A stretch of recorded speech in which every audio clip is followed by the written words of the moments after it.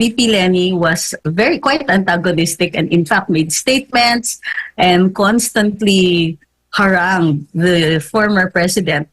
There was never something like this. In fact, I was one of those who filed a complaint for impeachment against VP Lenny early in the term, and it was President Duterte who actually informed us and said, no, I don't like that. Sabi niya, it's not good politics for you to attack former anything, nor is it good politics for you to attack your nemesis.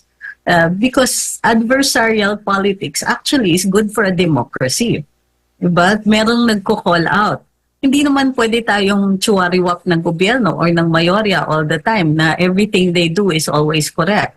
Ang mangyayari niyan, we will be co-conspirators in the downfall of the country pag napapariwara na ang gobyerno. So former President Duterte has always believed in having a healthy opposition. But